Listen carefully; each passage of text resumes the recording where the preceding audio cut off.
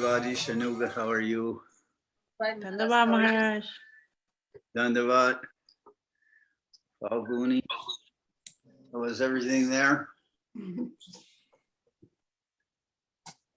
¿Cómo está All good, todo? how are you? Good.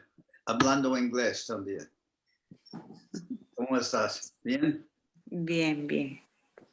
¿Cómo sigue su salud? ¿Bien? ¿Ya recuperado? Already recovered. ¿De qué? ¿De vejez? I don't know, you mentioned that your stomach was not doing well last week.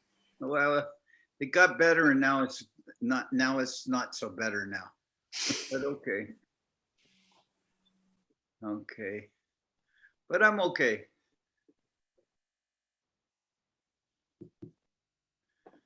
Dandavad. Tunga Rasa, where are you?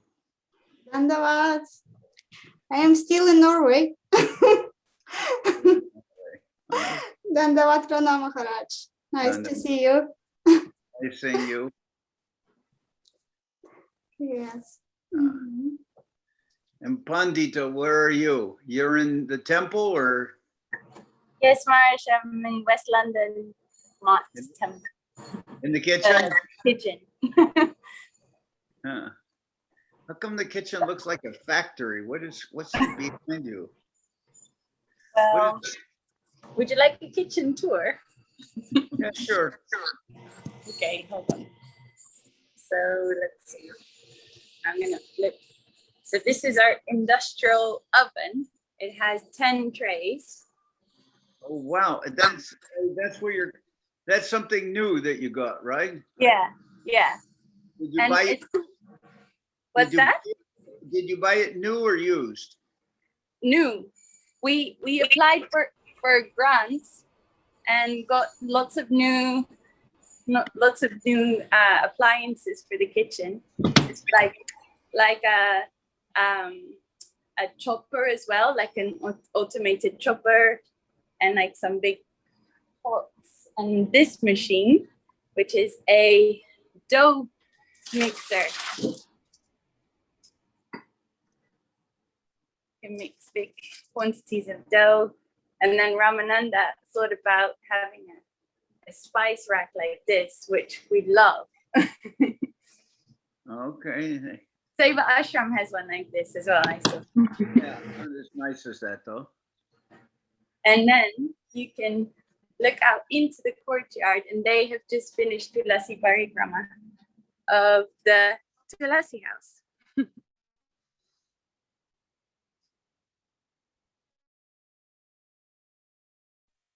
And then this is the kitchen from outside. Yeah. And there's Vishnu Priya. This is Janardan.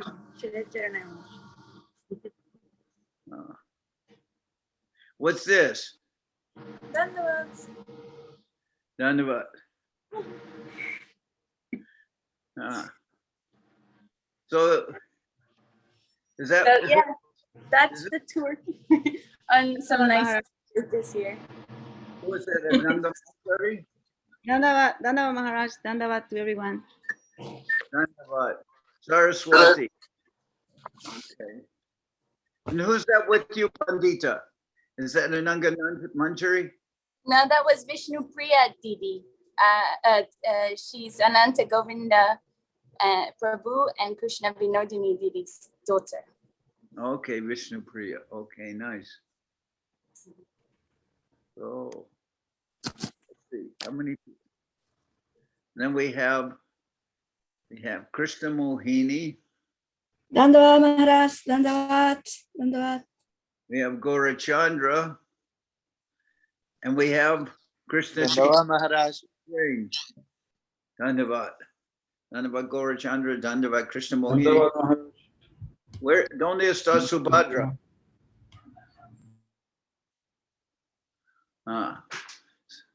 Hello. Dandavad. Are you in the kitchen now? Yeah, just about to go in. Okay, this is England. And when? Oh, nice. When does Prema Sundari goes pretty soon too? Noon. Yeah.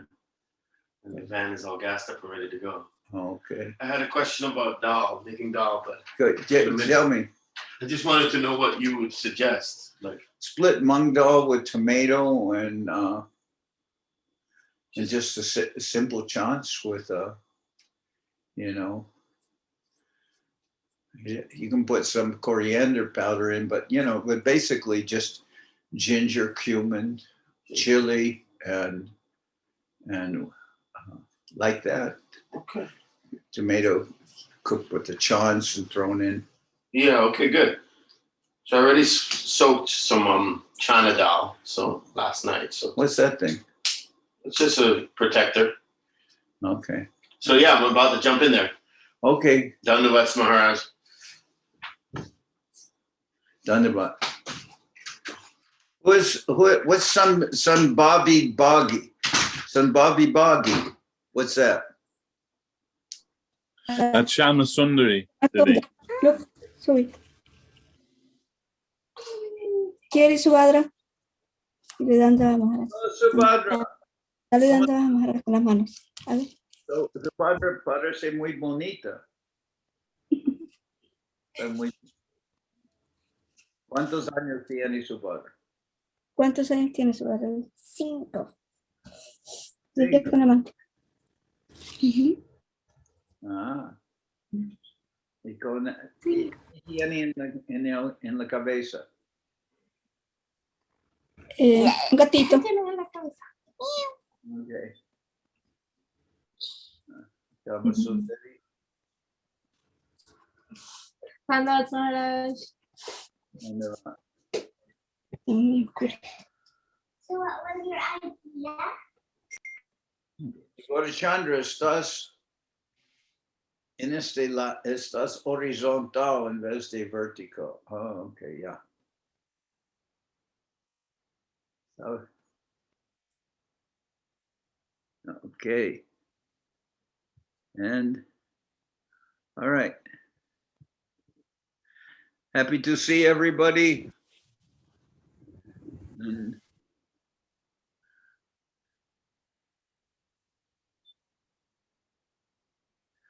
I'm going to start doing Zoom meetings when I'm asleep. So we can have total immersion. Yeah, that sounds good. Huh? That sounds good, Maharaj. Yeah. Total immersion in Zoom.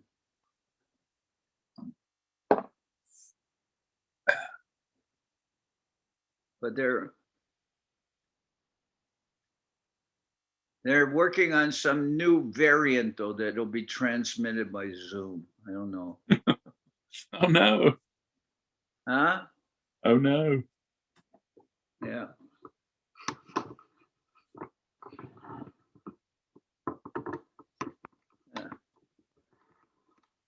So I take it England's no longer in lockdown, right? Yeah, that's right. So since Monday, then it's been everything's been lifted. Apart from you have to wear masks in a few places, but other than that, there's no restriction on mixing or anything. Pretty much.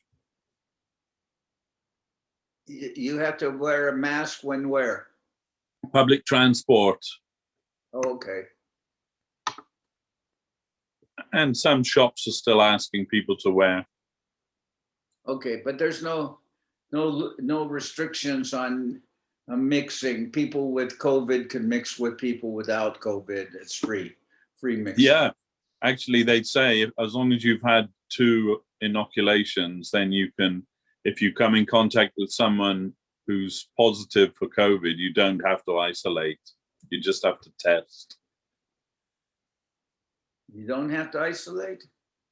No, you just have to get tested like a couple of times or something like that, you know. Well, then why was the prime minister isolating?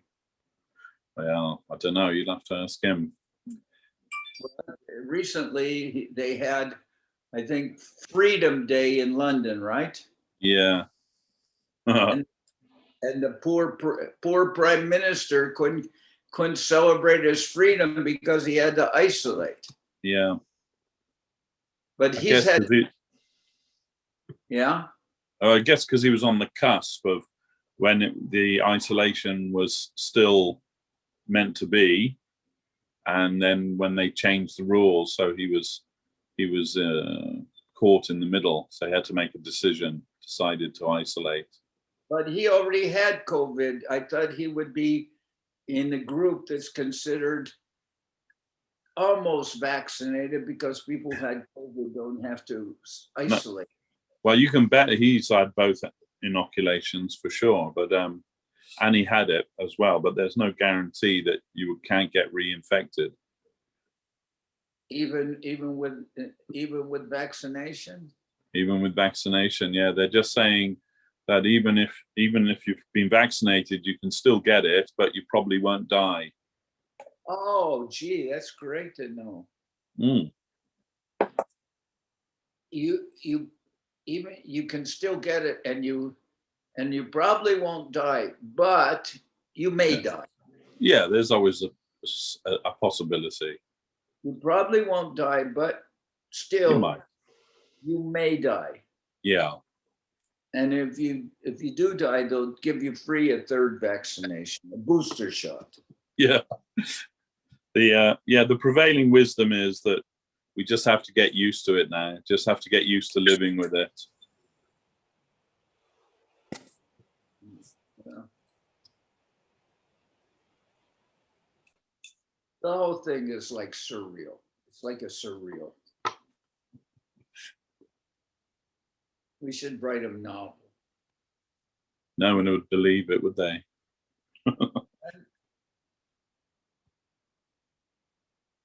Nobody knows what? I said nobody would believe it. Uh, It's so bizarre, everything, that no one would, looking back on it, nobody would say, "Why, I'm sure that happened." okay, well.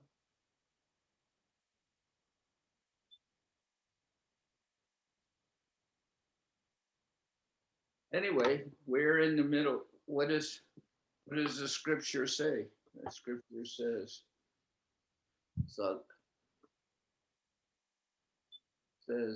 what's the description of Kali Yuga? Prayena Payusha Sabya Kalovasmin Yuge Janha. Nanda, what is the next one? Samdam Sumatayo Mandabhagya Upadruta. Missing a word. Kalena. Prayena Payusha Sabya Kalovasmin Yuge Janha. Manda Sumanda Matayo Manda Bhaga Upadruta, something like that. And it says in Kali Yuga, people are always confused, they're always agitated. It's a nice description. And Manda Bhaga Upadruta, they're lazy, not lazy about everything. Obviously, we see some people are very industrious and they're working very hard. But they're lazy in general about spiritual life. And for instance, let me speak of myself. Let me not put everything on everybody else. But for instance, how many times have we read where Srila Guru Maharaj, Srila Maharaj, he said the basic lesson of Bhagavad Gita is that the environment comes to change you. And that's always favorable. And if we're properly adjusted, we'll see that all news is good news.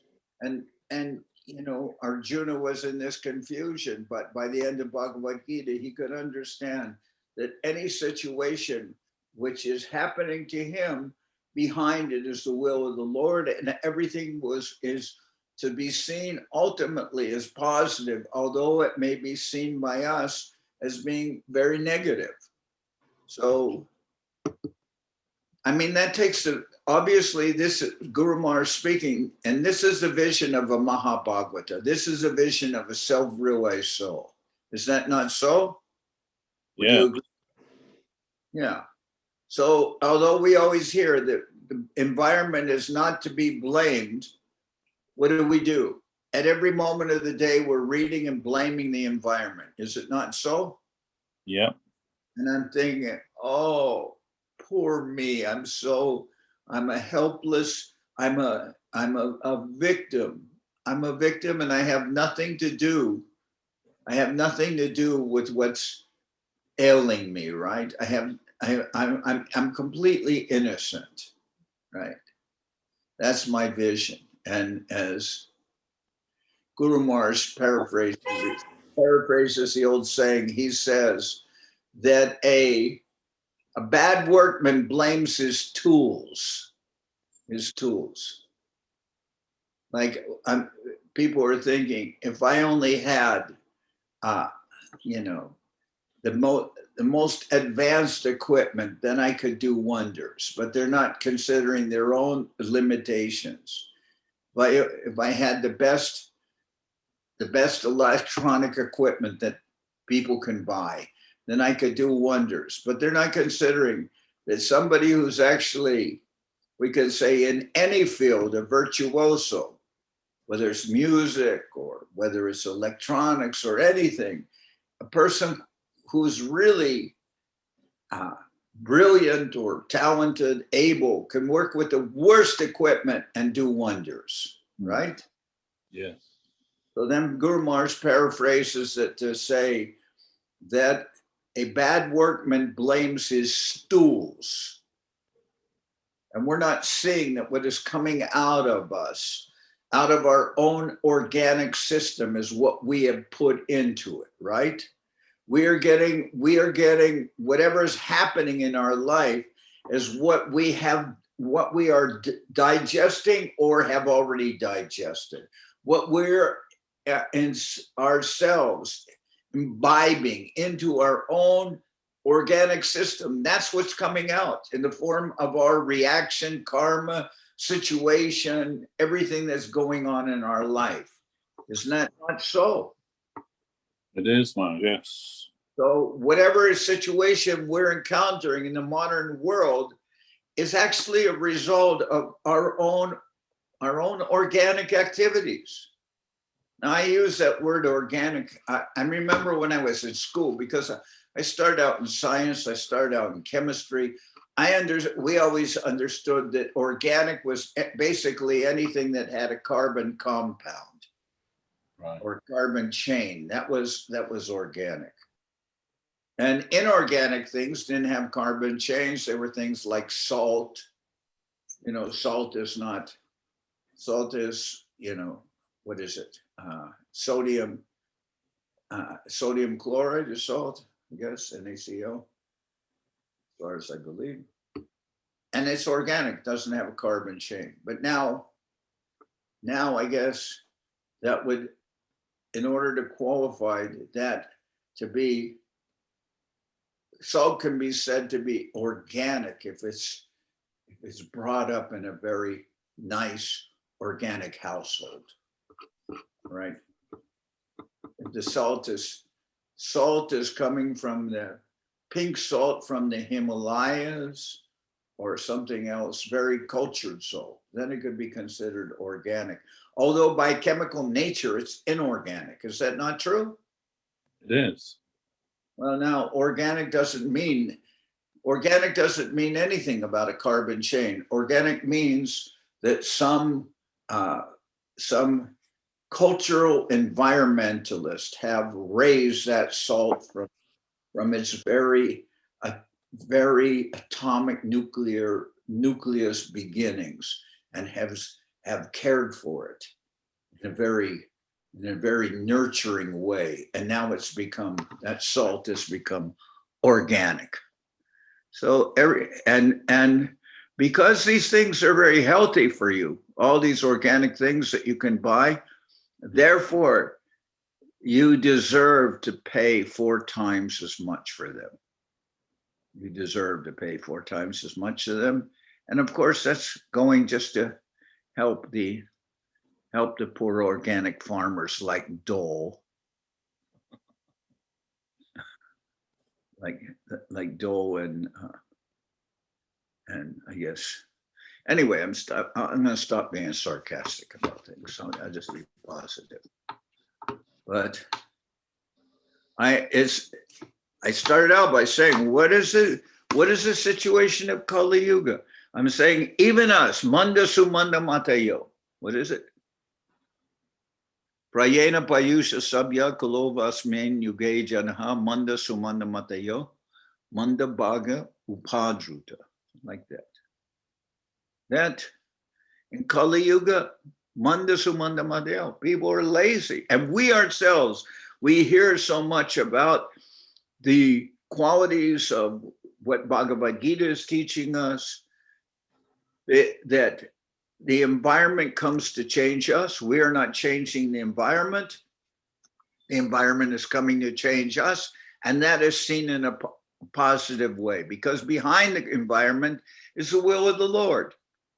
And we're meant to be able to adapt to all the situations which will confront in life.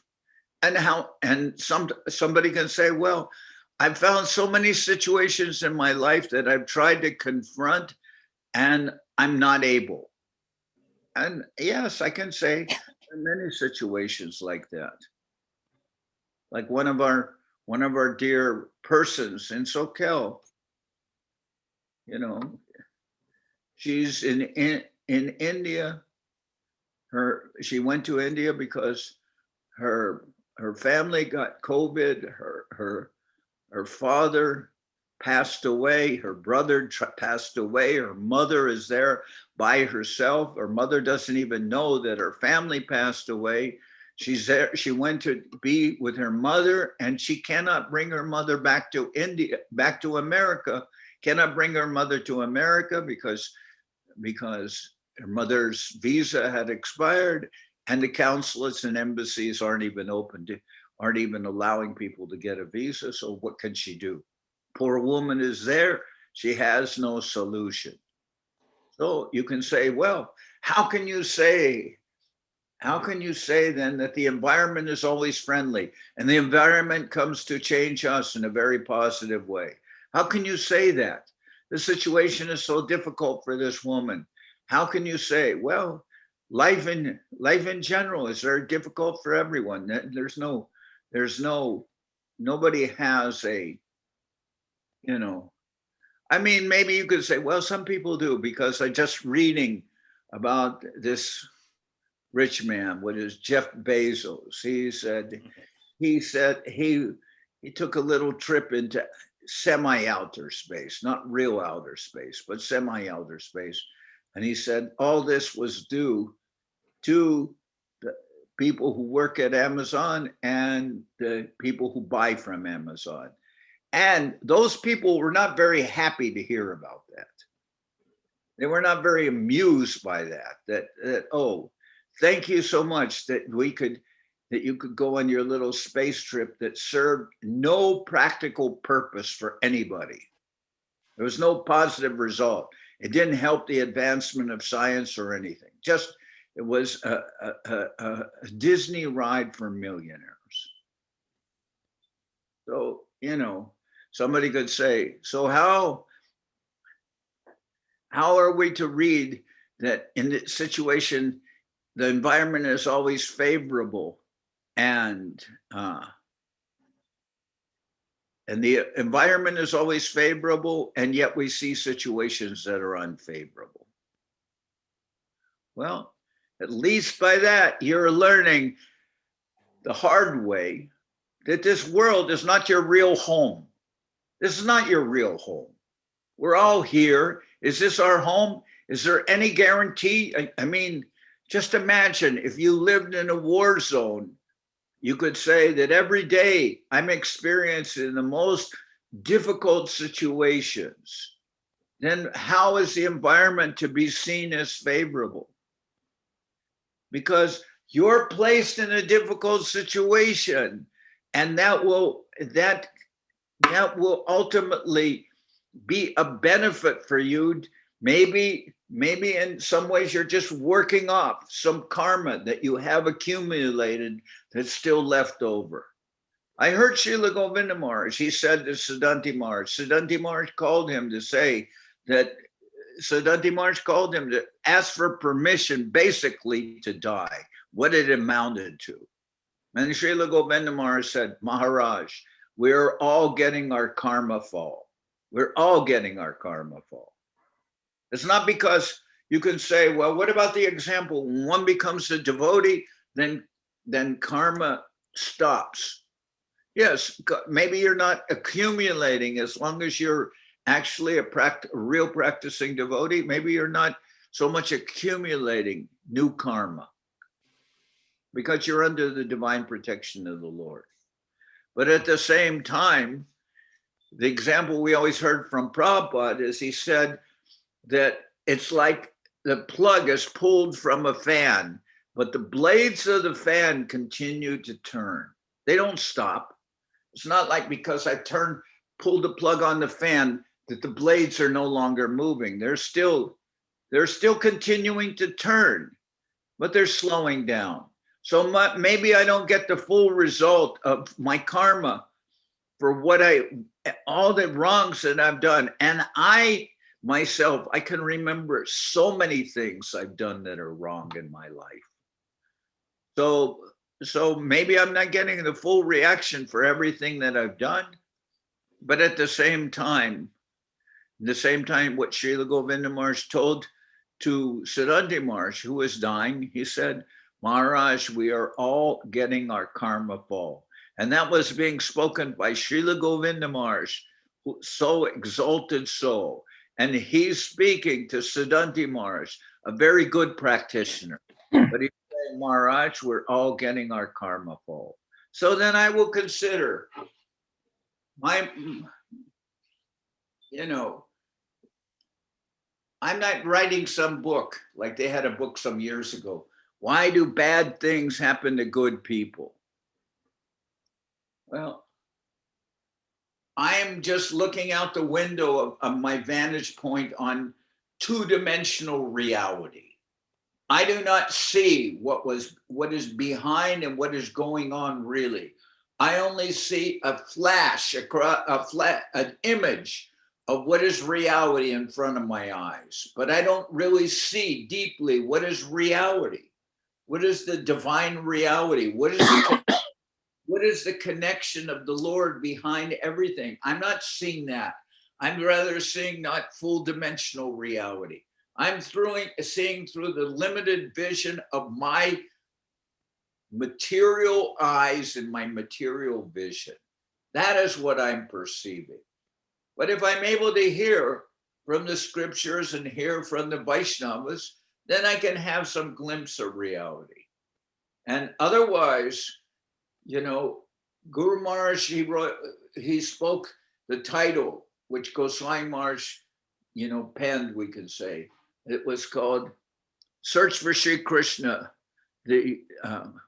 Search for Sri Krishna, Reality the Beautiful. Poetic form, Reality the Beautiful. That reality is beautiful.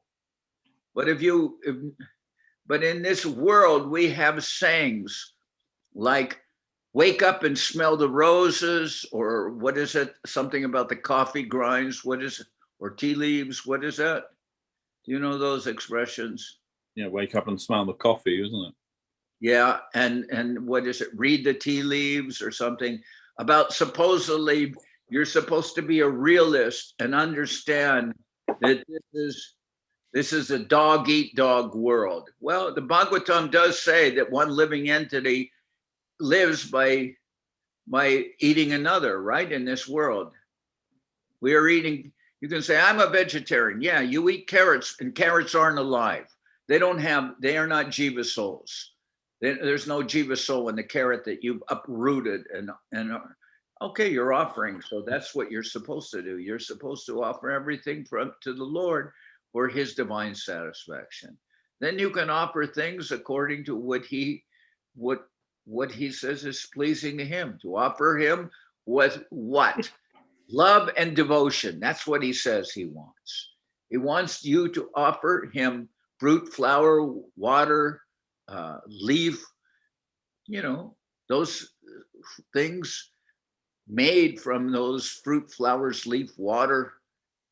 we'll say that doesn't include carcasses, it doesn't include animals, meat. It's fruit, flower, leaf, water. Okay, we're offering these kind of things combined and cooked and made nice for the Lord, and the Lord is if it's offered with love and devotion. Really, he doesn't need any of those ingredients, but he does need you to offer what you're taking in, what you're eating. You should offer that first to the Lord with love and devotion. Then he'll accept it. So now we can see in that way that, what am I saying? It's just that we have to be able to, we can say, oh, this is a dog eat dog world and this and that. Well, yeah, it is true. The Bhagavatam says one living entity is living by eating another living entity, whether it's animal or vegetable, that's going on. Animals like tigers, they're eating other animals, and there's no karmic reaction for them to do so. We don't say, oh, this tiger killed this deer, therefore he's getting some terrible karma. No, the animals are exempt from karma. They're just acting according to the Lord's divine arrangement. So then somebody can say, well, then you're saying it's a dog eat dog world. Your Bhagavatam says one living entity lives by eating other living entities. Then it's a dog eat world. Well, maybe it is that, but we're not talking about this world. We're talking about reality, the beautiful. And somebody is saying, well, you people are all la people. You all live in a fantasy world. You have your own limited view of reality, that you think the world is nice and that, God is just a beautiful blue person, blue boy who's dancing in the moonlight, and you have no real vision of really what is reality, of the harsh reality of this world. And I will say, yes, it is true. I don't live in that kind of a world. I don't live in your world where you make all the wrong choices and subject everyone to the cumulative karma of what you, the leaders, are doing. You're right. I don't live in that world. That is not my world. My world is the world of service to Gurudev, and my world is the world of compassion for the devotees and for everyone. That is my world. I'm not living in the cruelty of your world. I'm living in spiritual reality. And if you don't like that, fine, put me in prison. I could care less, because I will stay true to my own convictions. And I'm not living what you call reality. You create madness, and you create deception, and you create hardships for everyone by your mundane and ungodly activities. And we know the mantra that you follow. What is that mantra? Ishvaraham aham bogi siddhoham balavan sukhi. Ishvaroham, I'm the Lord. Ishvaroham, aham bogi, I'm the enjoyer. Everything is meant for my enjoyment. Ishvaroham aham bogi siddhoham, I am perfect in all respects. Siddhoham balavan, and I'm very strong, and I have nuclear capabilities. Balavan sukhi, and now I'm very happy. I'm very happy with my space trip that I've just enacted. I'm very happy. All right. You are living in a world of madness, and you want me to accept the reality of the madness that you have created. But I choose not to do so. Maybe sometimes I cannot understand my own true inner feelings and philosophy, that the environment is not to be blamed, and the environment is meant to be seen as friendly and compassionate. And that reality is the reality of devotion. It's not what I see with my own eyes. Like we hear about the joke of the man who's cheating on his wife, and his wife catches him, and he says, who do you want to believe, me or your own eyes? He says like that. So I say, okay, then strangely enough, the reality that I see with my own eyes, that is not reality. Would someone want to argue that point with me? Govinda Maharaj goes before the deities and he prays to the deities, my Lord, please see me. I am here for your service. I am meant to be seen by the deities. The deities are not an object of my vision. Oh yes, they're dressed very beautifully and I can see this and that. Okay, fine. But the deities are not an object of my vision. Subjective reality is that I am meant to be employed as seen and engaged by the Lord. And I come before the deities and I say, my dear Lord, please see me. I'm here for your service. Now, I'm not saying that. Govinda Maharaj said that. And like I said, when Srila Prabhupada went before some atheistic students in Calcutta, and they said, all of you, you're all foreigners. You have interest in that, but we are Bengalis. We live here. We have no interest in these things. Why is that?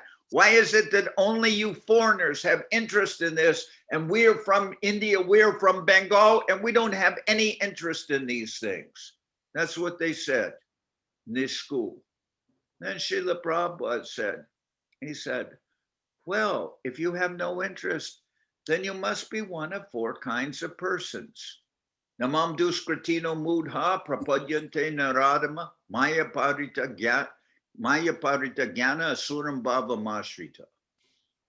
Either you're mudhas or you're naradamas, lowest among men, or maya parita gyana. You may be studying so many things in school, but all your knowledge is being stolen by illusion, by maya parita gyana, asuram bhava mashrita. Or maybe you're simply, and he pronounced it, demons. Maybe you're just demons. But then he said, but don't take my offense. I'm not saying these things. I'm not saying these things. He said, these things are being said by Krishna, and he's the supreme personality of Godhead. Then he said, now let us have kirtan. And that was the end of the conversation. So, what can we say? Perhaps my vision is not so complete by any stretch of the imagination as the vision of Gurudev. He's coming before the deities and he's saying, my dear Lord, please see me. I'm here for your service. He has that vision. And maybe my vision hasn't reached that level of realization. Obviously it hasn't, but still, I still will say, but this is the vision of my Gurudev, and he is the eternal servant of Mahaprabhu and Radha Krishna, and they are the supreme personality of God. So I will accept what Gurudev says. I will accept Gurudev's vision, and I will consider myself as a servant of Gurudev. And maybe at times this will come in conflict with the divine vision, or not so divine vision, I should say, of Donald Trump or Joe Biden or what's his name?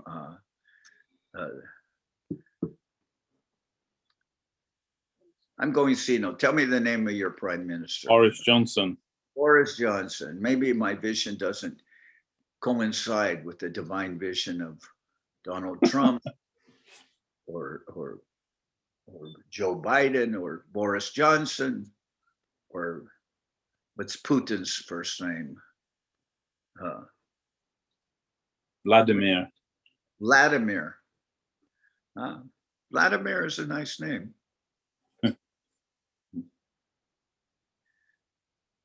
It's funny, these names, because somebody took initiation and asked Srila Govinda Maharaj what his name meant, his initiated name.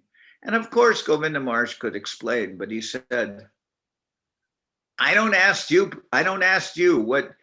what Joseph means or what Vladimir means or anything like that. He says, I don't ask you the meaning of your name. Why do you ask me the meaning of the name?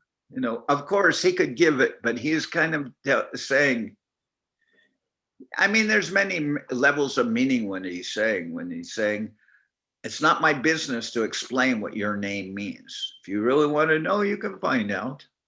It's not so difficult. But I'm not just a name giving and name explaining service.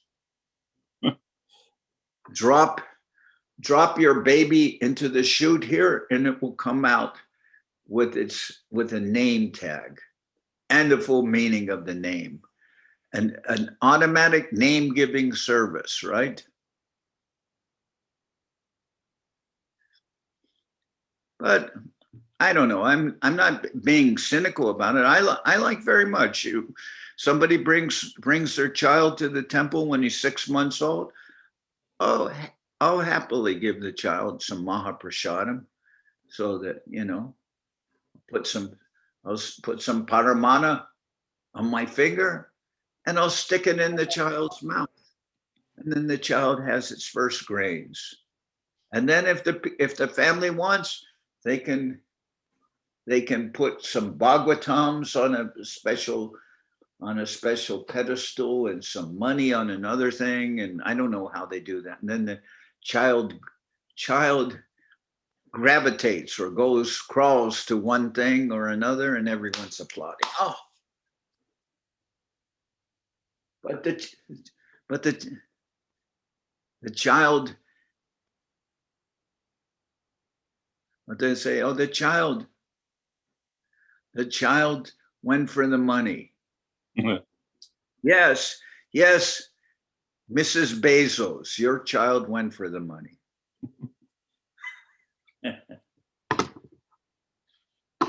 All right, enough. Yeah, can someone have a question? Who's in the kitchen with Saraswati? I am here with Ratna and Nivedita. They are helping out for the Prashant distribution, Seva. Okay, but you're not in the kitchen. You're in the. Well, I am doing the puja at the moment. I mean, not right now, but I'm supposed to be going soon. Say their names again. Say their names again more clearly, because I don't have good. Ratna, and Nivedita. Hare Krishna. Hare Krishna. Oh, They both Bengali. They speak Bengali. Hare Krishna. I don't, but anyway. But So I've got a question for you, Maharaj. from who? It's from A Anonymous again. They've reappeared. Anonymous. Okay. Yeah. Okay. Here's the question. Yes. I've heard that if the jiva soul has even an iota of desire for anything other than surrender to Krishna, there is no chance to break the cycle of sanskar, let alone enter Goloka Vrindavan. There are mentions of simply noticing desires arising and passing like clouds in the sky, while we carry on engaged in Krishna-centered service. What was that about passing in the sky? Something passing in the sky. Repeat that. Yeah.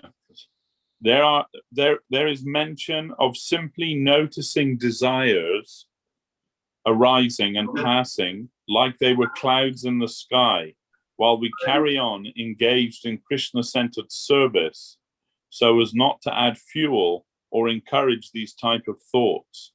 Is there anything else you can add to this?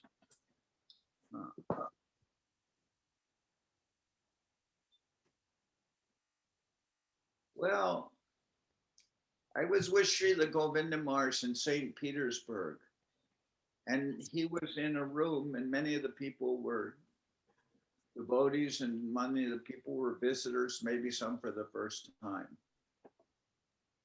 And he told the audience, he said,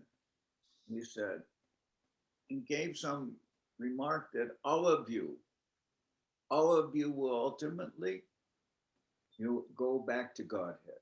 And he didn't say immediately or in this lifetime or tomorrow or anything.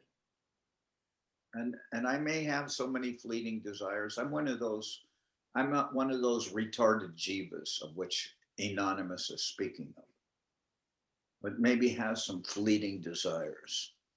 But I always heard that Srila Bhakti, first of all, Mahaprabhu says, what is it? Na dhanam na janam na sundarim kavitam vajagadishaya kamaye mama janmani janmanishware bhavatad bhakti arahaituki tvai.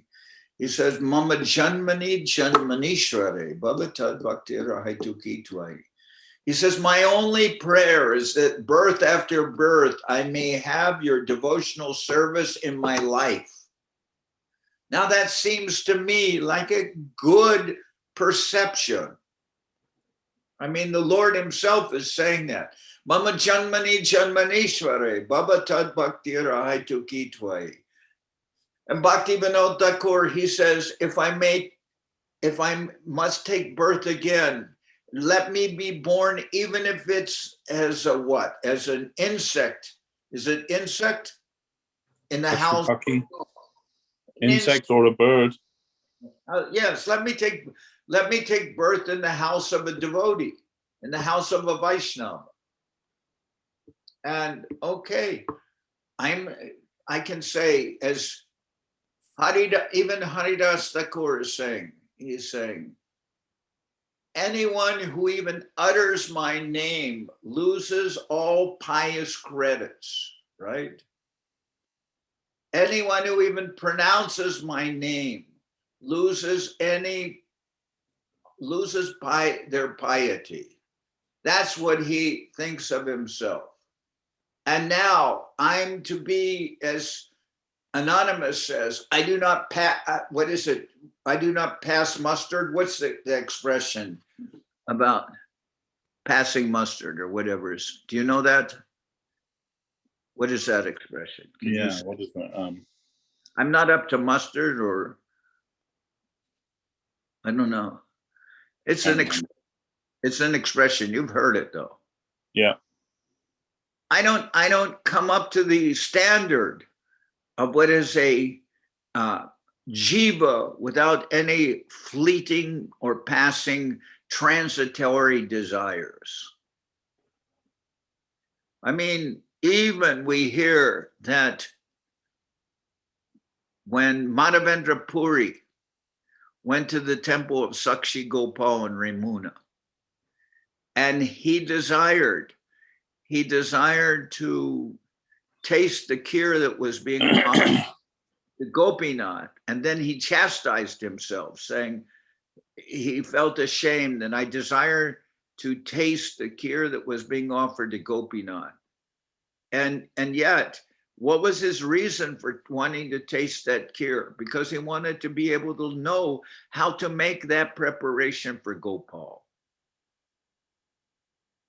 And Srila Bhaktisiddhanta Saraswati Thakur, we are told that in his youth, or in his childhood rather, he desired to taste some mango, and it was to be offered to the deity. And from that time on, he never would eat mango.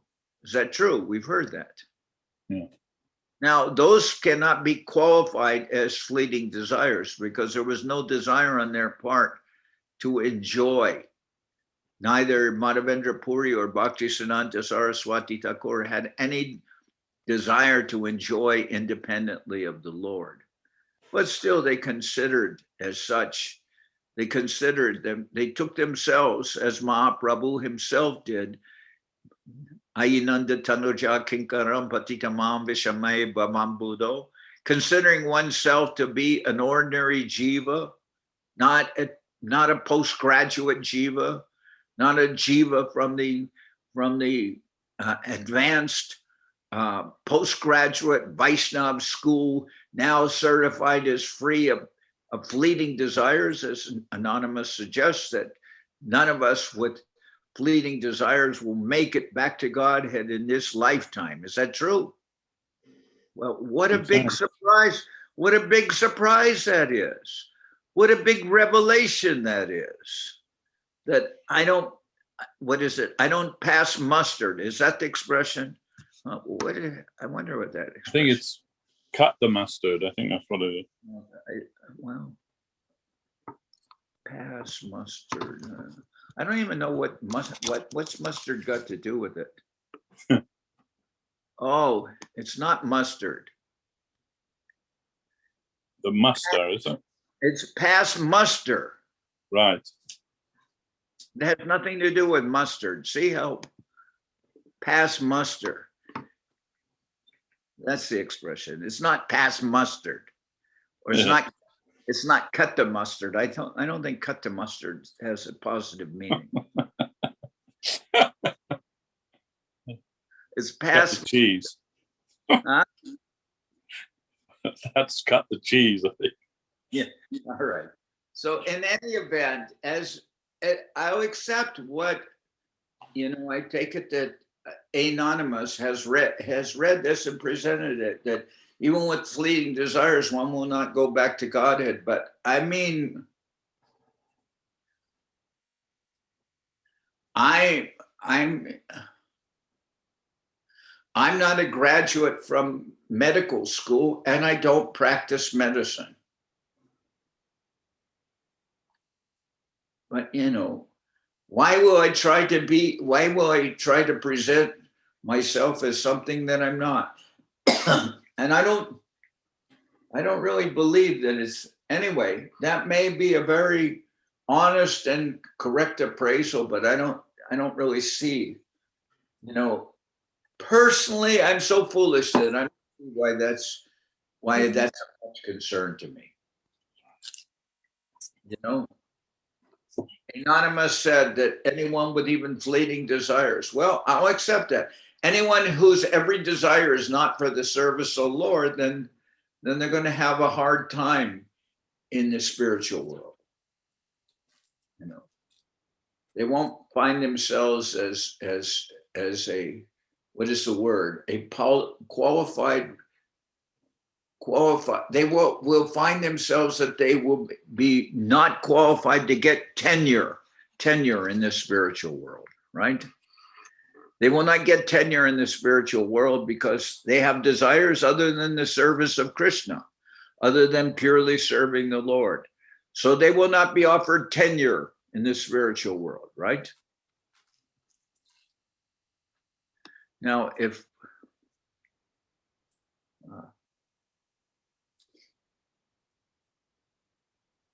but I may get tenure in the material world. I don't know. I accept maybe there's some validity in what Anonymous says about not meeting the qualifications for going back home, back to Godhead. But I wonder if that's Srila Guru Maharaj. He said, search for Sri Krishna, reality the beautiful, is only half the story. He said the other half is the Lord's loving search for his lost servant. Now Mahaprabhu has come down to this world, and Srila Sridhar Maharaj has described it as the person in the most exalted position, that of Sri Chaitanya Mahaprabhu, coming down into this world to embrace the most vile and disqualified jivas, of which I would consider myself a card-carrying member. Vile and disqualified jivas, and somehow or other, we may encounter the embrace of the Lord, and maybe the Lord will take us with us as his servant, just like a servant is taken along with the master. I don't know. I was in Bangalore, and I met with some Tattvavadis there. And those Tattvavadis told me that there is, according to their philosophy, which I guess may be some, you know, what's the predominating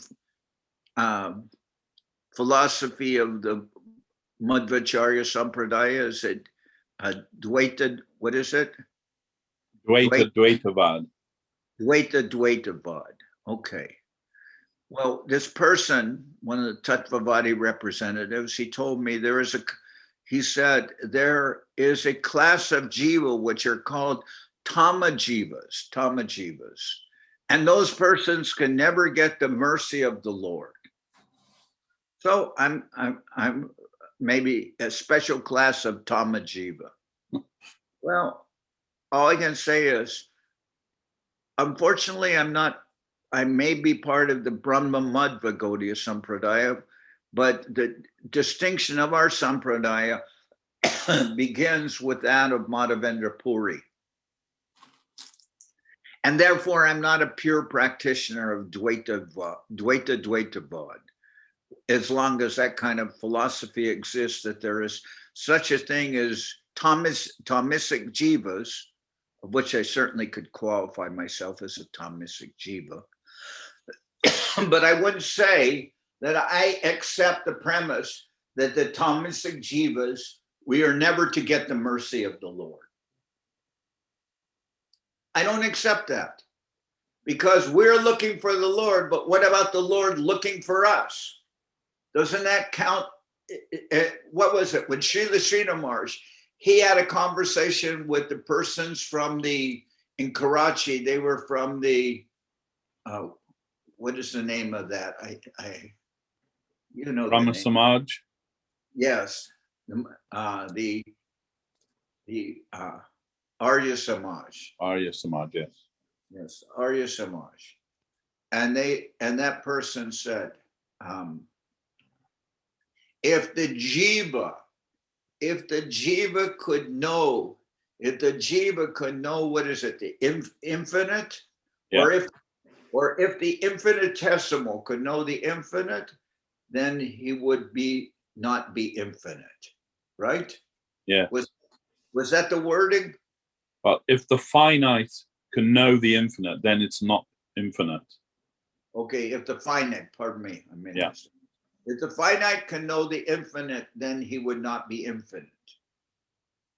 Then Srila Maharaj answered, he said, if the infinite could not reveal himself to the finite, then he would not be infinite. That was Guru Maharaj's example. If you say, if the finite could know the infinite, that was the argument presented to Guru Maharaj. If the finite could know the infinite, then he would not be infinite. And Guru Maharaj answered, if the infinite could not reveal himself to the finite, then he would not be infinite. For instance, if I'm walking in a room and there is an ant on the floor of that room, that ant may have no perception of my existence. It's like we're on so much different levels of communication and reality. The ant is innocently walking across the floor of my room, and I'm walking in the room too, and I'm not stepping on the ant or anything, but the ant is maybe unaware of my existence, because, you know, the level of perception of the ant is not of giant beings walking, you know, necessarily near or 10 feet away from that ant, right? But, and I think this is an example given by Guru Maharaj, right? Yes. If the person touches that ant lightly, then the ant will be aware of that person's existence, is it not? Yeah. So the ant of its own endeavor cannot know of my existence, but if I touch the ant can know of my existence. Is that not so? Yes. So Guru Maharaj said, if the finite could know the infinite, then he would not be infinite. And Guru Maharaj answered, If the infinite could not reveal himself to the finite, then he would not be infinite. So everything I've heard says that mercy comes from above. And I used to wonder about that verse. I mean, I really wondered about how this could be the verse that says, Savai pum sam paro dharmo yato bhaktir ad hoksajay, ahaituki ya pradyatma, yayatma suprasiditi. Excuse me 1 second. I need to get a glass of water.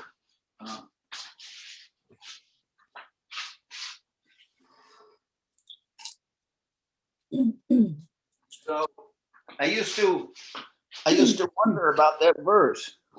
That is, Savai pum sam paro dharmo yato bhaktir ad hoksajay. So this is to establishing a loving relationship with the Lord. Savai pum sam paro dharmo yato bhaktir ad hoksajay. That is the highest and most wonderful engagement for us to establish. Is that right? Am I saying the meaning of that verse right? Savai pum sam paro dharmo yato bhaktir ad hoksajay. Our highest necessity, reality, will be to establish a loving relationship with the Lord. But now comes the hard part. Ahaituki pradyatya yayatma suprasidati. Ahaituki, that is sometimes said to be without any material motivation, right? Ahaituki, inya pradyata, without any interruption. Yayatma suprasidati. This will be completely satisfying to us as jivas. To establishing a loving relationship with the Lord, and that relationship will be free of any material motivation or any interruption. That I used to think about that. Oh, I don't see how I can understand that verse. Because ahaituki, without any material motivation, everything I do has some material motivation. Everything I do has some motivation. And yapradyatya, without any interruption, everything I do has some interruption. Maybe I get sick. Maybe my mind is disturbed. Maybe I don't feel well. Maybe I'm too lazy to do something. Then there's some interruption. So how can I attain that level of devotion when I'm subject to these limitations? But Srila Guru Maharaj explained that verse. Srila Sridhar Maharaj explained that verse. He says it's not coming from our side precisely. He said that divine plane of devotion is eternally existing. And through the mercy and grace of the Vaishnava, it may descend to me. Is that not so? Yeah. It may come to me by the mercy and grace of the Vaishnava, that divine plane which eternally exists, which is already existing, that may come to me by the mercy of the Vaishnavas. So if that is so, then even I may consider myself to be unqualified because I'm under the limitations of material motivations and interruptions. But Guru Maharaj explained, first of all, ahaituki, it doesn't mean, first of all, let's say, he's saying that means that plane exists.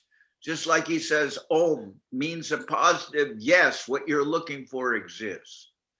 So ahaituki, that plane of devotion exists, and it has nothing to do with my material motivations because that plane is always going on. Whether I'm materially motivated or not, that divine plane always exists and it can descend to me. So then what does yapradyatya mean? Without interruptions, Srila Guru Maharaj said that also means it is irresistible. Irresistible, like, what do you call it, a tsunami? Tsunami. Tsunami. Yeah. So if I'm on the beach with my surfboard trying to catch some wave. And I'm waiting and waiting. I'm not very, I would never be waiting with a surfboard on the beach because I can't even swim. But you know, all right. But suppose I could swim. I'm waiting and waiting. I'm not very expert. I'm sitting on my board as I see many. I live in a place, Santa Cruz, which they call, has the nickname Surf City. And I go sometimes for walking on the ocean. And I see so many people go into the ocean and they're sitting on their surfboard, but some of them are not so expert at catching waves. So they just sit on the surfboard for some time and occasionally they catch some wave. Whereas those are very expert, they catch a lot of waves, but that's not so much concern for me. I'm just there for a walk by the ocean.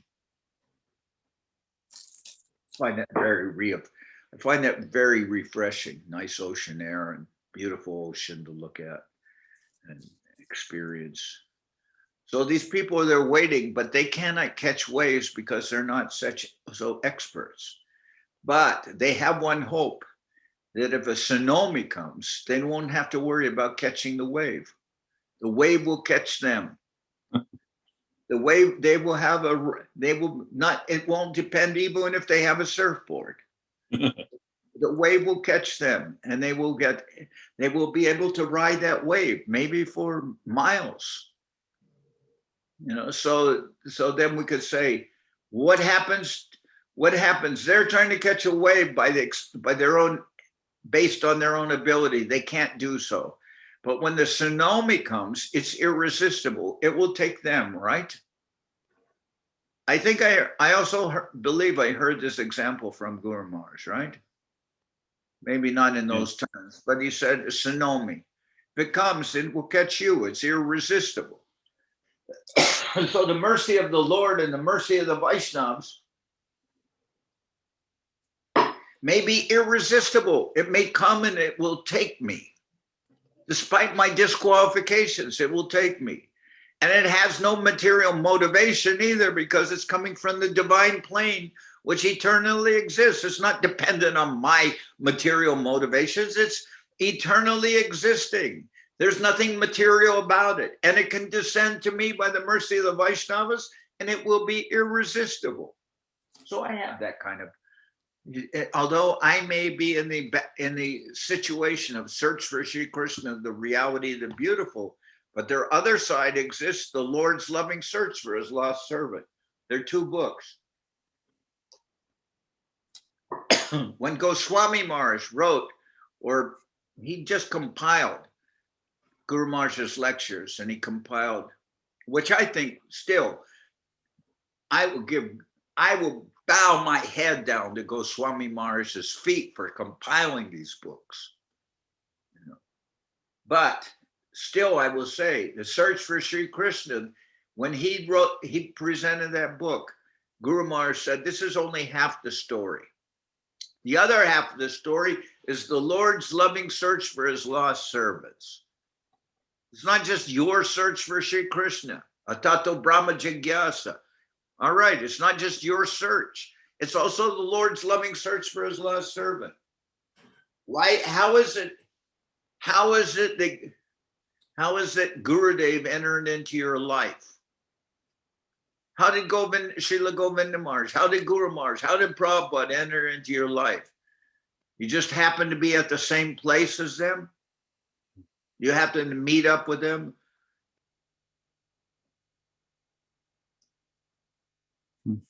They were at the supermarket buying boga to offer to buy boga to offer, and you just happened to be at that supermarket.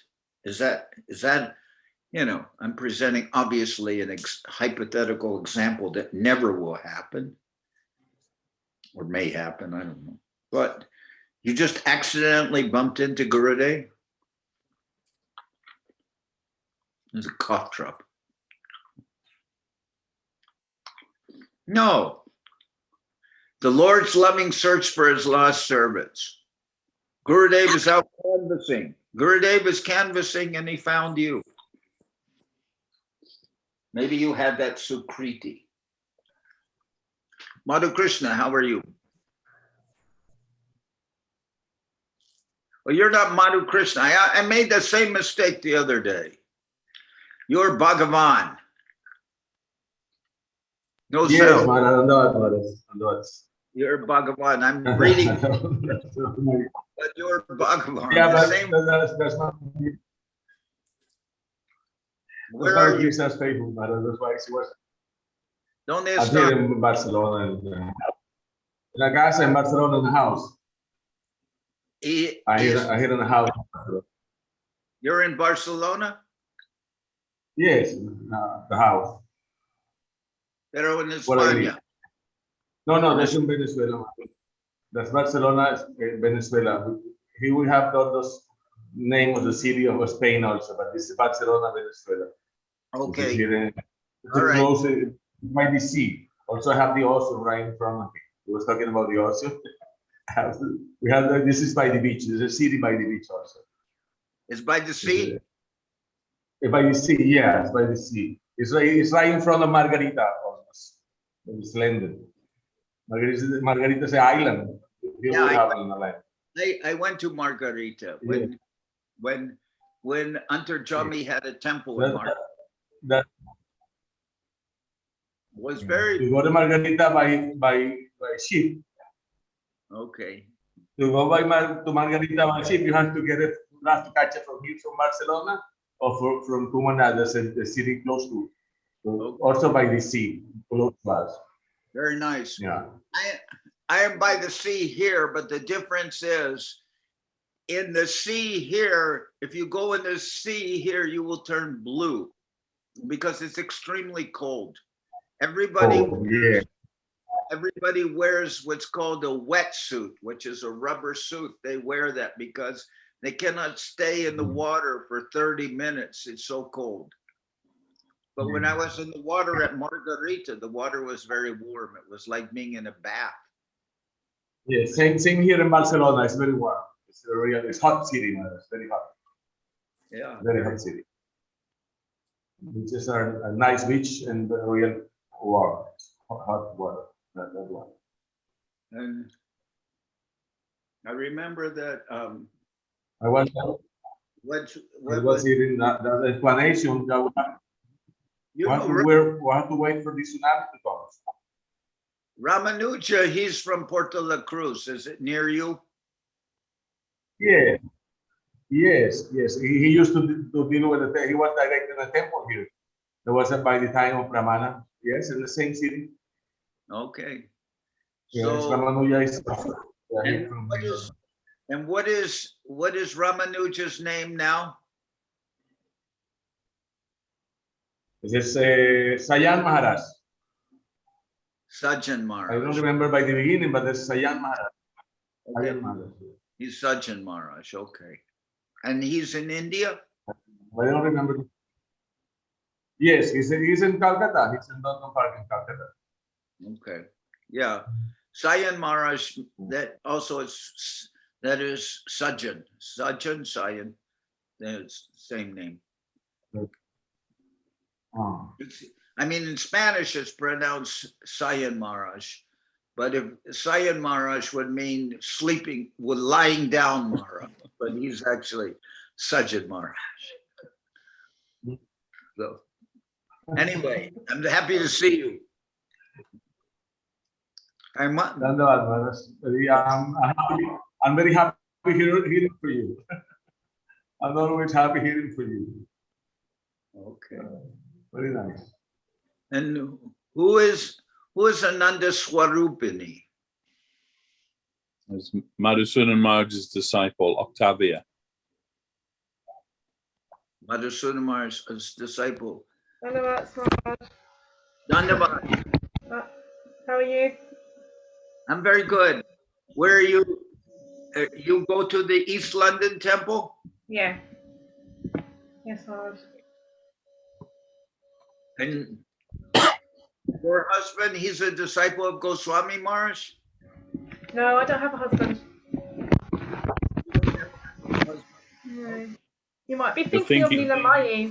Yeah, you're thinking of Vijay Krishna and Leela Moyi. Okay. Yeah. I don't think I know them. Mm-hmm. Yeah, they know you, Mark. Okay. Gautam Krishna, how are you? Donald Maharaj. Is your daughter going to the temple now and doing service there?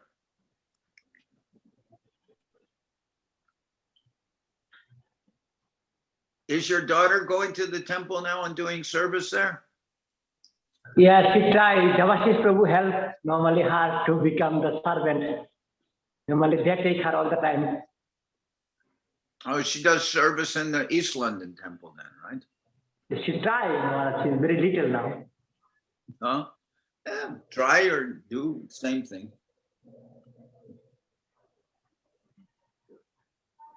Okay. And Lavanya Moi is in. Dandavats, Maharaj. Dandavat. Are you outside? I'm upstairs in the temple. Okay. I was out gardening, watering the plants, but now I'm upstairs. Yeah, it's not dark there though, is it? No, not at all. It won't get dark till like 10 o'clock. It won't get dark till when? 10 o'clock. Oh. English summer, very light.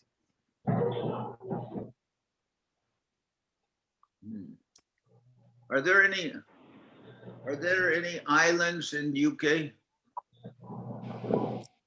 Yeah. Apart from, yeah. Isle of Wight, Isle of Man, Guernsey, Jersey. And they're inside England? Well, they're on the coast, off the coast of England. Oh, okay. Or Wales or Scotland. I was just wondering if there could be any islands inside an island. Maybe, yeah, sure. In some of the lakes, perhaps, in the Lake District. Ireland, is that considered, Uvasini, is Ireland considered an island? Yes, Yeah. Maharaj, Dandavats Maharaj, nice to see you. Dandavat. So you're in Ireland, and that's considered an island, right? Yes, it is an island, yeah. So if there's sometimes some disagreement between Ireland and Northern Ireland, why don't they just separate the two and make two islands? I'm sure some people would like to do that. Really? How are you, Subhasini? I'm okay, Maharaj. I'm very well. And you, Maharaj, are you okay? I'm going on. I feel everything is fine.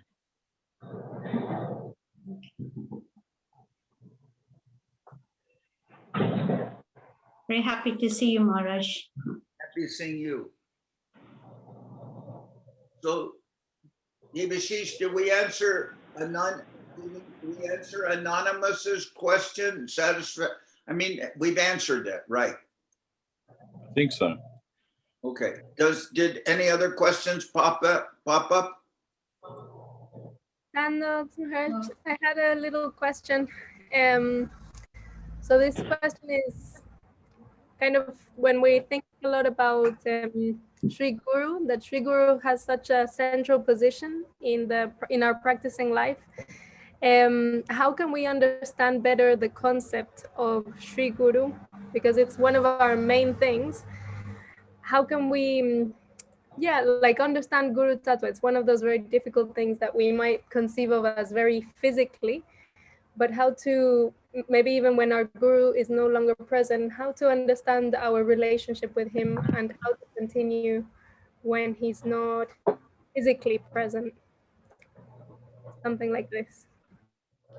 Well, I have heard, I just answer it first in general, that I have heard that, for instance, in Gaudiya Kantahar, there are many different tattvas that are presented, right? different tattvas. And some of those tattvas are not easy to understand. Many of them are not easy to understand. And I believe also Guru Tattva is one of those tattvas that's not so easy to understand. Is that correct? Yes, man. Guru Maharaj said four tattva, not possible to fully understand by the intellect. Guru Tattva, Nam Tattva, Dham Tattva, and Shiva Tattva. Okay.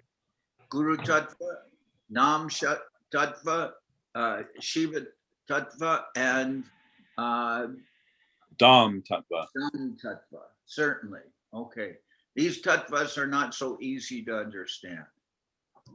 The Guru Tattva is not so easy to understand. And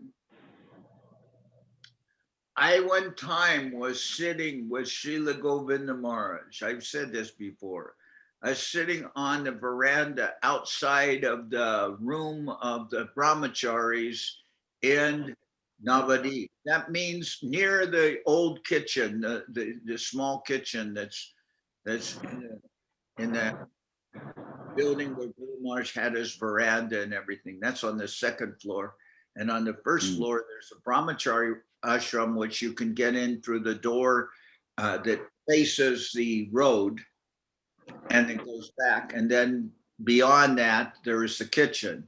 So I was sitting on that veranda. Okay, here come the visitors. But I will a slight break, and then we will continue with this. Come in. Oh. Hello. Right. Saraswati.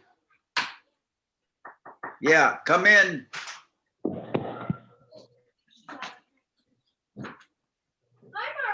Hey, How are you? you can put that there.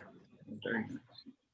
Oh, it's Karuna and Madhurima and Shamagori and Leela and Ishan. Ishan, which we see every day. Okay. They can all come in front of the camera. Oh, what she got? She's got some puppy puzzle pieces. This is, look. Sorry. This is Ishan. And I got a haircut. Oh, you got a haircut. It's very nice. Thank you. Won't Yeah. cut anymore. And here's Leela. Come. I'm eating things I Leela. This is Leela eating plastic things. Here is Madhurima. Madhurima, my beautiful sister. Yeah, he says that with so much sincerity. Yeah, right. Yes, dear sister, that's okay. And here's Karuna, Shamagori. Here's Karuna. Come here, Karuna. Karuna, come. Come here. Come here. Okay. Stand with Sarah. Stand with This is Karuna. Here. That's Karuna. Shamagori. Shamagori is very tall. Where'd you get the lollipop? Oh, Krishna Priya read us this story, and then they answered questions. They were quizzed, and they got lollipops Come in. for their right answer. She has to come in. What's the story again? I don't know. And this is Prema Sundari. She's leaving for the airport. She's going to Colombia.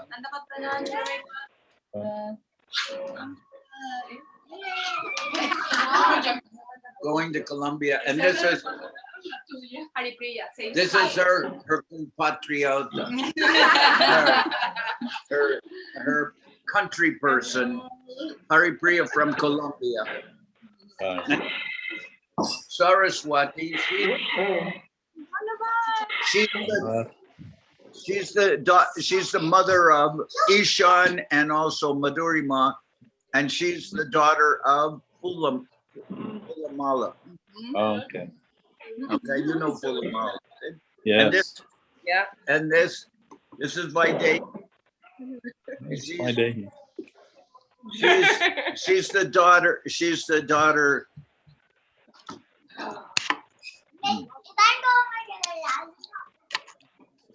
She's the daughter of Sarva.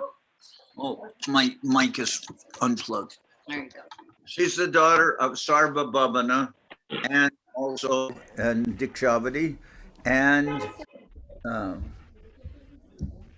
she's married to Bilva Mangal. Maharaj, can I ask you a question? Yeah. Next week, I was thinking about doing a project where we make volcanoes. And I was thinking maybe you could talk to the kids about the golden volcano of divine love. Okay, I'll do that. Okay, cool. Not to grab the microphone.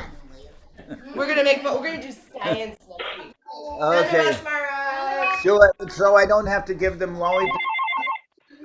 What? But she doesn't have one. Then give me that. Give her another one. All right. Some beans. You pick. Which one? Yeah, she's upstairs. She's coming and let her know. Okay. The lady, she's upstairs. Yeah, she's like having a dinner. Because I'm just first day today, I don't know what to do.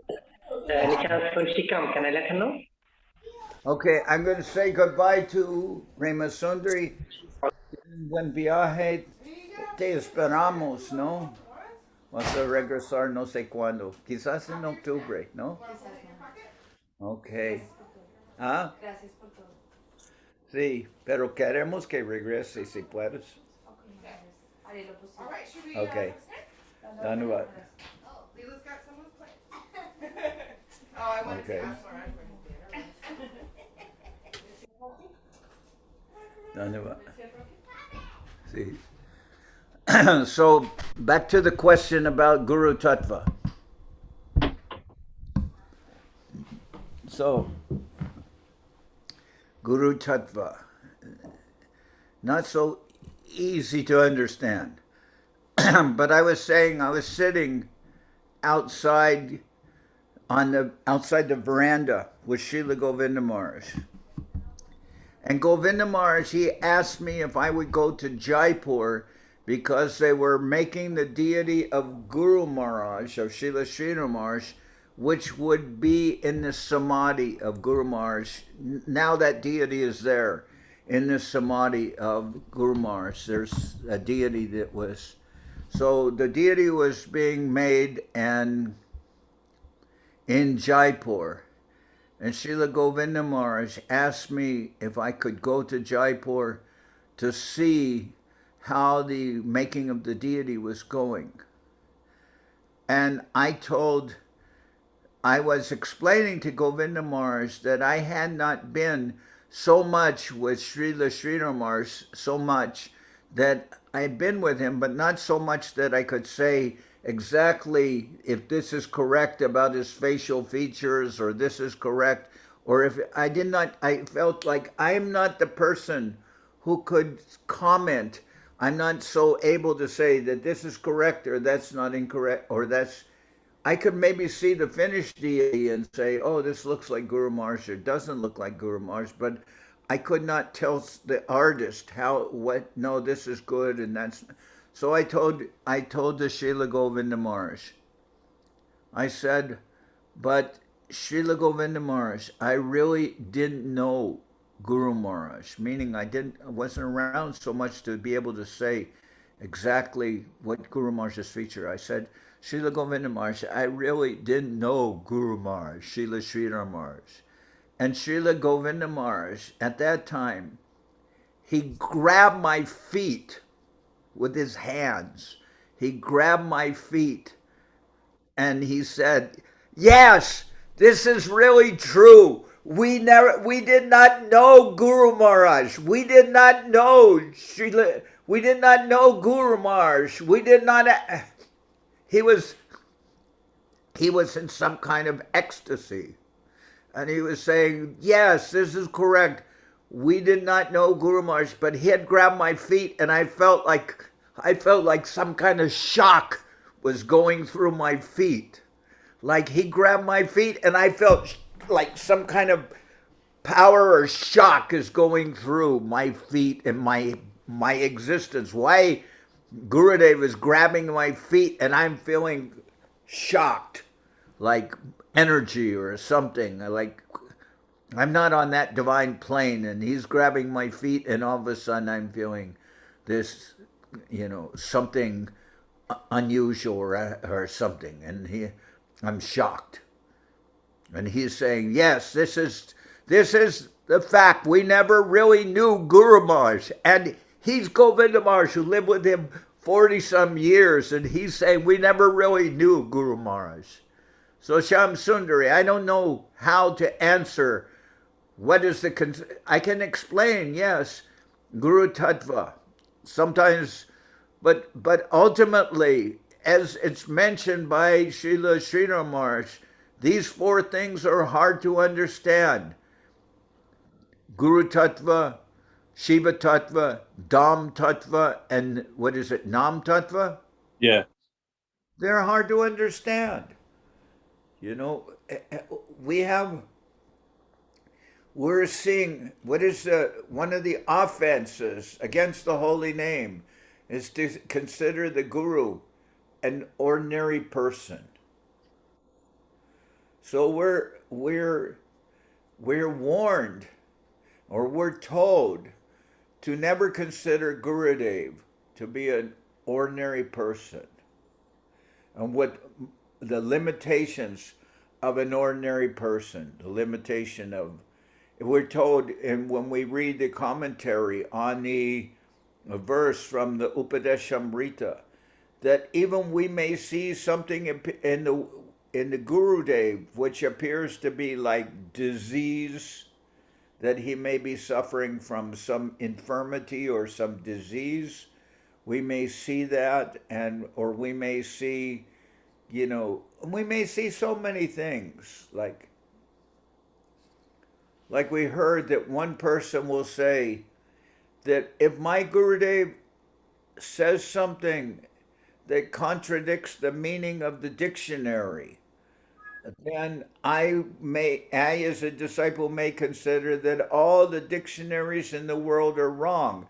But Guru Maharaj said, well, that may be one kind of disciple, but another kind of disciple may correct the mistake of Gurudev so that his presentation, for instance, in literature or a book, may correct that mistake, not say that all the dictionaries are wrong.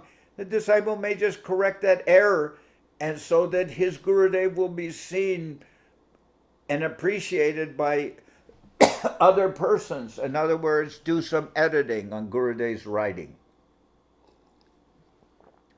Whereas somebody may say, well, you're considering Gurudev to be, why you're editing him? He is perfect in all respects. I mean, there's so many ways you could discuss whether, I would say that, I don't know, I've been around Gurudev, I could say, my whole life, because my life really began when I first met Gurudev. But I've been around Gurudev and serving Gurudev. And like Govinda Maharaj said, I didn't really, maybe I really didn't know. I didn't know who was Gurudev. I never saw him with my mundane vision. I could never see his divine form and appreciate him. But I consider that for me, Gurudev is the most important person in my life. When I was in India and Srila Govinda Maharaj had passed away and we're waiting there, they were going to have a celebration of his divine disappearance, and that was coming up. And at the same time, I received news that my mother was dying. So some persons were telling me, well, you should go back and see your mother before she dies. And I said, no, I can't do that because I must be here for the divine celebration of Gurudev. I mean, I could have gone back, but I said, no, I won't do that. That is, I think sometimes, Well, for me, being the servant of Gurudev is very important. I want to be accepted by Gurudev as this eternal servant. Unfortunately, I feel myself very unqualified and that I cannot serve him properly. I feel that way. But what can I do? I don't have anything. I have no other possibility. I have no possibility. If Gurudev will not, we're singing, that song, Gurudev, Kripa Bindu Diya Doye. I'm saying, Koruna na hoile, kandiya kandiya.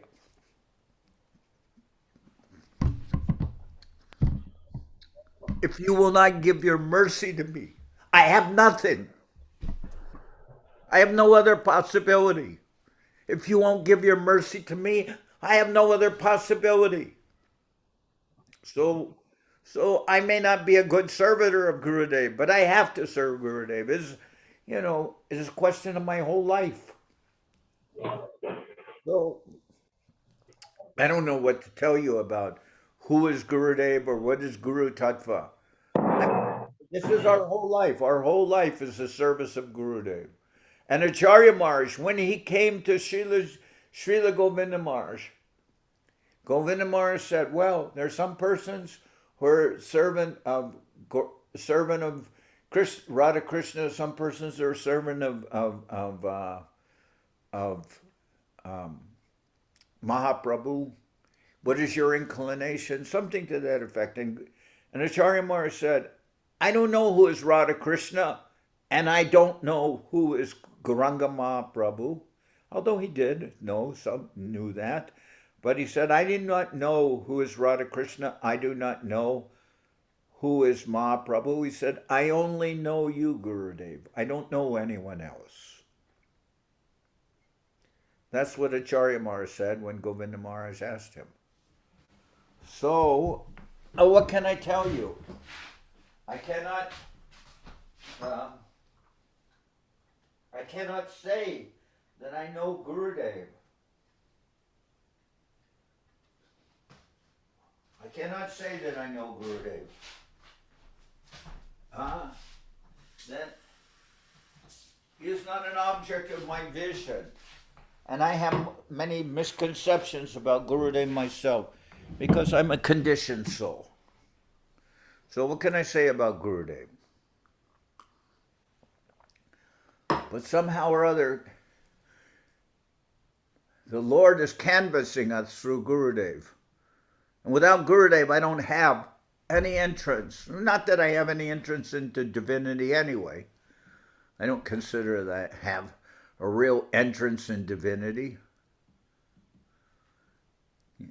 But anyway, this is, I don't know if I can explain to you Shyam Sundari about Guru Tattva.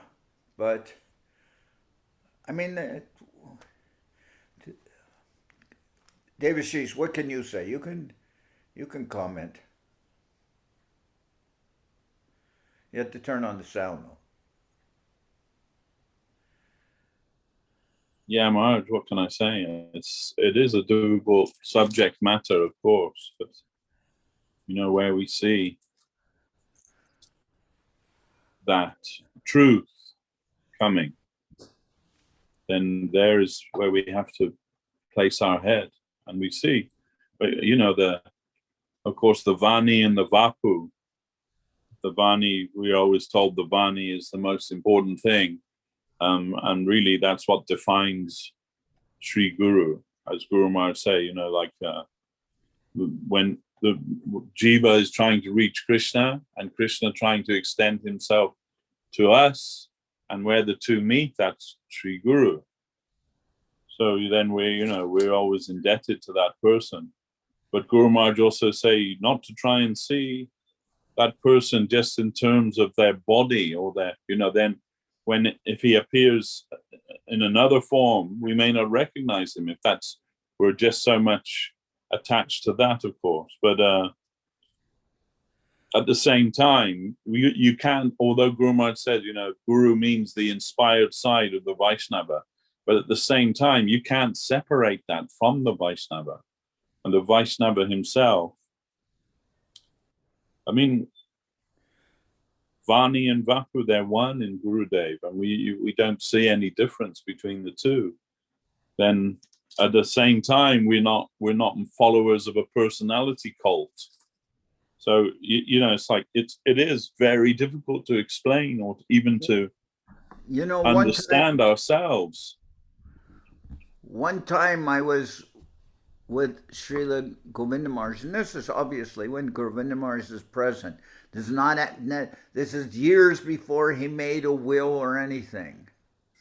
And he said, so he told me, he said, you are the Acharya in Sokel. I said, what do you mean I'm the Acharya in Sokel? I said, I am initiating everyone on your behalf. I am your Ritvik. I don't have any existence except in that way. What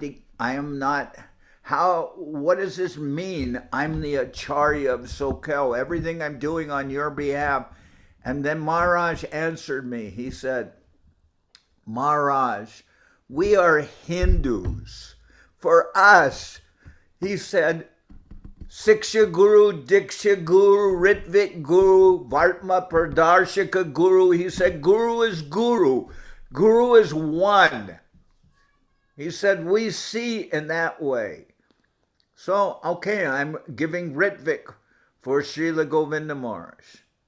And somebody is Vartma Pradarshika Guru. Maybe we hear about, what is it? Chintamani, right? Chintamani was a prostitute.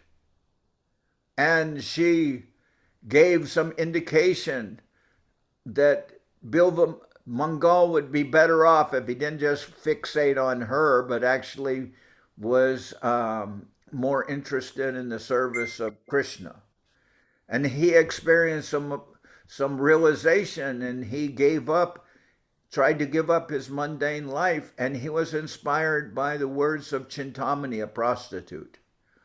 Now, but his guru was Somagiri, I'm told.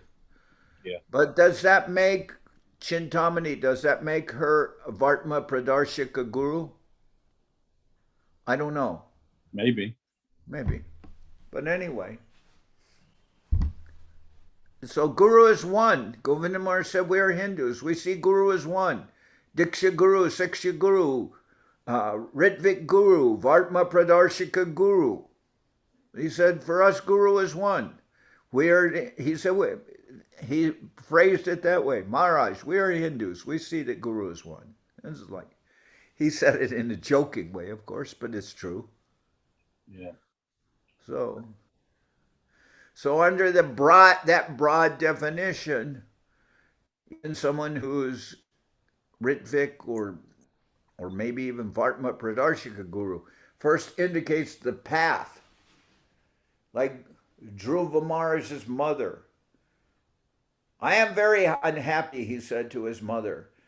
The king says I cannot sit on his lap because I'm not qualified, but my brother can sit on his lap, but I cannot sit on his lap. Why is this? What his mother said, well, I'm not the principal queen.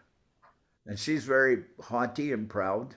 She didn't say that, but her son can sit on the lap of the king, but she won't let you sit on his lap, even though he's your father.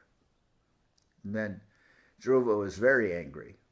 Who can correct this injustice? Who can correct this? Oh, she said, I can't do anything about it. Well, who can? Only the Lord can correct this, can help you. Where can I find this Lord? Oh, the sadhus are looking for him in the forest. Then I will go to the forest. And then you know that story, right? Yes. But somehow his mother, what's her name? Suniti? I believe Suniti. Yes, she told him, well, maybe the sadhus look for him in the forest. So maybe And he decided to go to the forest. He is, what is he, 4 or 5 years old? Not a normal decision for a 4 or 5-year-old child to go wandering in the forest by himself. We would not encourage that. Is that true? One of these children that was just here, they're going to go off into the forest with tigers and animals and they're going to go into the forest. Would we encourage that? I don't think so. But he did. And there he met Narad Muni, his guru. And okay, so that Suniti, Dhruva's mother, she could be called a Vartma Pradarshika Guru, because she told him. He said, I'd like to, then who can help you? Who can help me? Only the Lord can help you. Where can I find the Lord? Well, the sadhus looked for him in the forest. Then he went to the forest. Then he met Narad Muni. But you could say she was Vartma Pradarshika Guru. She told him he could go to the forest and he might be better off. I don't know, maybe not those words, you'll be better off. But sadhus looked for him in the forest. Oh. Then he went to the forest. Then he met Narad Muni. Then the Lord revealed himself to Dhruva. And Dhruva said, the Lord said, you're looking for me? You want something? And Dhruva said, before I was looking for pieces of broken glass in the dust. Now I found the most valuable jewel, the most valuable gem. I don't want anything else. I don't want anything else. So pieces of broken glass, I had some desire to achieve a kingdom that's better than my brother, who's allowed to sit on the lap of the king, but not me. He was looking for pieces of broken glass. So, but Gurudev Govindamara said, that Vartma Pradarshika Guru, maybe Suniti, Dhruva's mother, she could be considered Vartma Pradarshika Guru because she gave some indication, look in this direction. And he went there. So she's maybe perhaps can be seen as Vartma Pradarshika Guru. And when Dhruva boarded a Biman, a plane for Vaikuntha, he saw that his mother was also going that route, right? There was a plane for her, right? Yeah. So, I don't know. Then Govindamara said, we see Guru as one. And I don't know, do we see Guru as one? As much as we can. As much as we can. But it's hard, isn't it, to not identify with the Guru with the outward form. I'll tell you, and this has been something that happens in my life, if I meet somebody who considers this is my guru, this is my guru, I don't want to interfere in any way with their faith. It is not my business to say anything that will discourage somebody in their faith with their guru. That is not my business. I don't want to do that ever. And sometimes we may say something unwittingly or unthinkingly that may be harmful to somebody. But I don't ever want to do that. I don't want to ever be critical of somebody's spiritual master and cause them pain. I don't want to do that.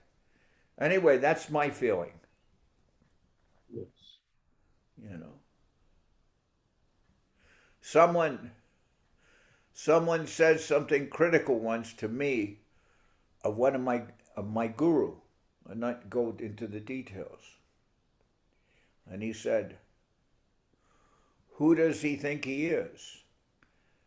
And I became so annoyed.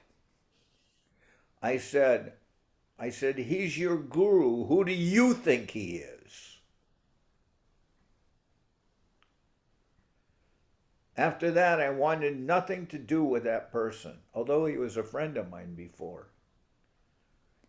But he just said, who does he think he is? And I said, I think he's your guru. Who do you think he is? So this subject of Guru Tattva, I mean, it is something that you, as a disciple, you will consider that as the center of your whole life. And your service to Gurudev is everything. Yasha prasada bhagavat prasada, yasha prasada nakatikatopi, jayam stuvam stashyaya shastri shanyam, bande goroshi charanaravinam.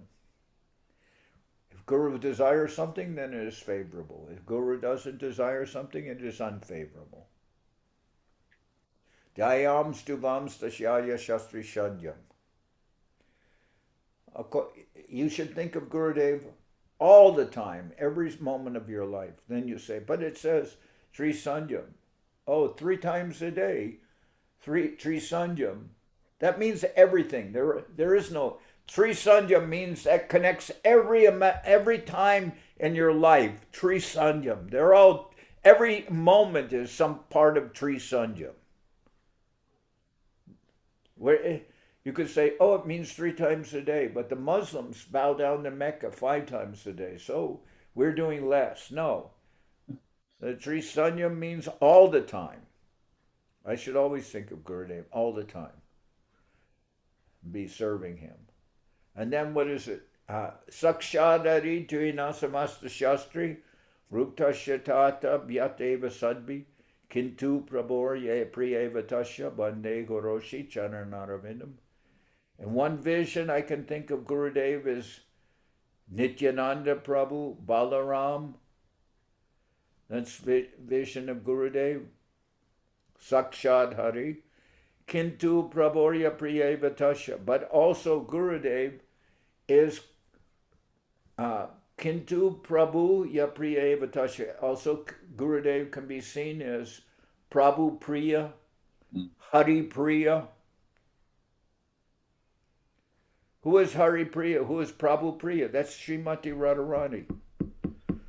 So Gurudev is also, on one level, up to one consideration, Gurudev is non-different from the Lord. But another level, Kintu Prabhorya Priyeva Tasya, Gurudev can be seen as Radharani. She's the... Anyway, I don't want to talk about these things so much. It's a little too high for my limited mind. But, you know, ultimately Gurudev can be seen as, what is it? The verse, dasanudas, you know, we're a servant of that servant, but it ultimately goes to that level, that divine level. So anyway, I mean, if you read the prayers of Srila Vishwanath Chakravarti Thakur, it gives you some idea about, something about Gurudev, that we're meditating on that and chanting that. Those prayers are very high, aren't they? They also give some nice indication about Gurudev. The Gurvashtika. Yeah. We sing that. That's inconceivable. That presentation of Gurudev in Gurvashtika is inconceivable. I believe so. But someone can say, when we sing the songs, we get some conception. But then someone asked Srila Sridhar Maharaj, well, when we sing the songs, does that mean we're getting the inspiration or entering into the consciousness of the person who composed those songs? Narottam Das Thakur, Bhakti Vinod Thakur, Lochan Das Thakur, so many, you know. What would you say? What was Gurudev's answer to that person? You know that answer? No. He asked. So when we sing those songs, are we on that level of consciousness of the composer of the songs? And Guru Maharaj said, puppy brain.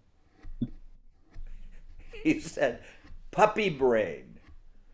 How can you think that? How can you think that you will come up to the understanding of Bhakti Vinod Thakur or Narottam Das Thakur or Lochan Das Thakur or so many of the great Vaishnav writers? How will we be able to come to that level of understanding when we sing the song that now will be, Guru Maharaj said, puppy brain. You won't understand this with your puppy brain. You know. So, all right. Then that'll be my last comment for today, because how will I describe, how can I understand Guru Tattva with my puppy brain? Huh? Anyway, anyone have a final remark or something? Because it's getting late now. What time is it? 8:30.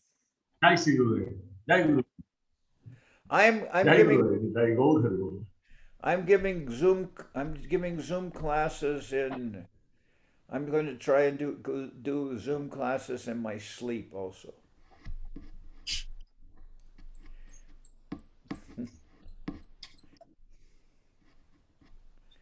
But this Zoom classes are nice. They're some form of, I feel that they're some form of communication.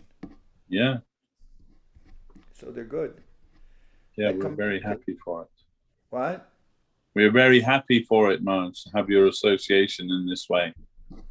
We want your actual association also when that's possible, but until then, this is the next best thing. Yeah, it's good, because if we're not for this, then without these Zoom conferences, I'm just absorbed in mundanity. So that is good engagement for me. Then I'm happy to be here. I'm happy to see all the devotees. Some inspiration coming to me today. I feel some inspiration coming to me. So I'm happy to be with all of you. Gurudev is coming us through Zoom, Maharaj. They go to you. Gurudev is coming us through the Zoom every day. Anytime I got a chance to hear from the devotee, that's my Gurudev is coming to me. I'm very happy for that. Zoom is real nice. It's holy Zoom. This is our holy Zoom. There you go. Dandavad. Happy to see you, Bhagavan. Hope you're well. Okay. Shyam Sundari, Narada, and everyone here. Now Pandit is outside. How is it you're still able? Oh, you're not outside. I thought you had walked outside. No, Maharaj, I heard everything. Such beautiful katha from you. Really, we're very grateful to hear it all. Okay. My Dandavat. Thank you, Devashis, for sending the link. Saraswati for being there. Okay. Dandavat. Ratan Chakrabarti. Dandavad Maharaj. Dandavad. Dandavad Maharaj. Very nice to hear from you and very nice to see you. We become enlightened. Yes. Yes. You're staying all the time in London? Yes, Maharaj. Now in London. So eventually when I come there, you'll be there, huh? Yeah, it will be very great. We'll be very, very happy to see you. Okay, I'll be happy to see everyone. It's my hope. Now there's some danger from the Delta variant. Now we will see what will the Epsilon variant bring. But have we gone through the Alpha and the Beta and what was Delta? Alpha, Beta, Theta. The what? Alpha, Beta, Theta, Delta. delta, and then comes epsilon. Epsilon. No ending. I don't know if they have, after delta, I don't know if epsilon comes next. The next variant. The next variant will be contagious mentally. Yeah, already is there. Huh? Already we are suffering actually. Maharaj, you mentioned actually nicely about Guru Tattva. So because this is the missing for us actually. In this world we are missing. Because everyone we are learning, we are exposing as our lesson and people has to follow. But it is speculative knowledge. But there is no real Guru Tattva is not practiced well. So that is why Maharaj, maybe I like to, because in the Bhagavatam also, Canto 11, text chapter 10, text number 12 is very nicely mentioned. Three things: Guru, disciple, and Guru's instruction. These three are very important, and burning all the ignorance, then spiritual light will appear. Well, you're in the association of devotees, so something must be working. Yeah, we need the devotee association, otherwise there is no way to save. So we'll be happy to see you, Maharaj. Yeah, well, Srila Saraswati Thakur, he saw his own disciples as being expansions of his guru. So we can also see those who are in our in our association, divine personalities. We may see them also as expansions of our Gurudev, our God brothers.